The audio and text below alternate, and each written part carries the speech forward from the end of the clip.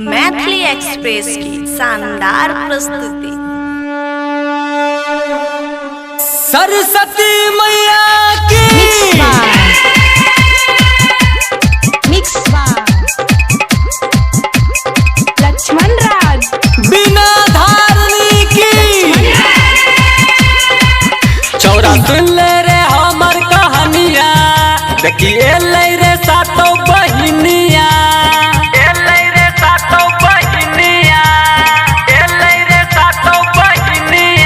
चौरा सुन ले रे हमर कहानिया, देखिए ले रे सातों बहिनिया, भगवती मैया अब गेलहि रे,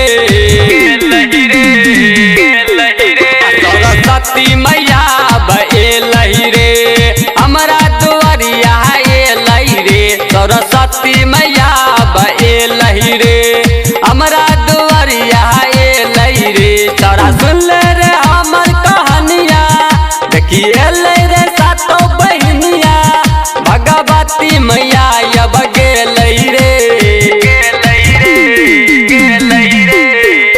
सरस्वती मैया अब एलहि रे, हमरा दुआरिया एलहि रे, सरस्वती मैया अब एलहि रे, हमरा दुआरिया एलहि रे। मैथिली एक्सप्रेस की शानदार प्रस्तुति। मिक्स लक्ष्मण राज मोनू निगम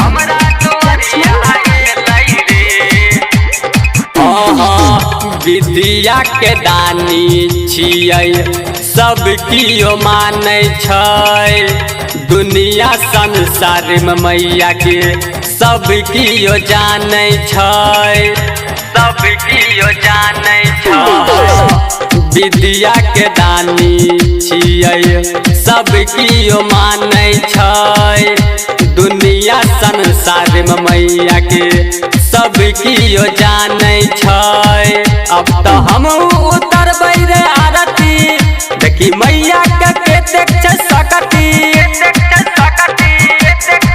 अब तो हम उतरबै रे आरती, देखी मैया के देख छै सकती, देखी काली मैया अब गेलहि रे, सरस्वती मैया अब एलहि रे, हमरा दुआरिया एलहि रे, सरस्वती मैया अब एलहि रे, हमरा दुआरिया एलहि रे। मैथिली एक्सप्रेस की शानदार प्रस्तुति। लक्ष्मण राज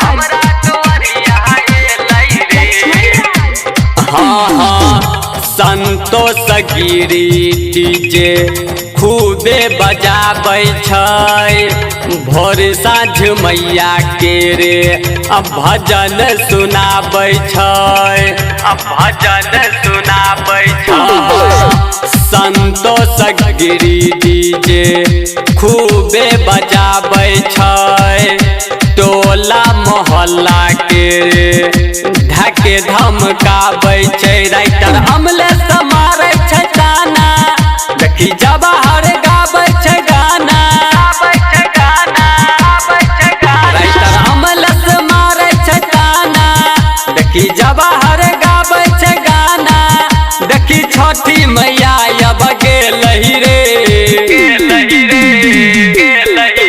सरस्वती मैया अब एलहि रे, हमरा दुआरिया एलहि रे, सरस्वती मैया अब एलहि रे, हमरा दुआरिया एलहि रे। तोरा सुन ले रे हमर कहानिया, देखिए ले रे सातों बहिनिया, भगवती मैया अब गेलहि रे, सरस्वती मैया अब एलहि रे, हमरा दुआरिया एलहि रे, सरस्वती मैया अब एलहि रे, हमरा दुआरिया एलहि रे। सरस्वती मैया की मैथिली एक्सप्रेस की शानदार प्रस्तुति।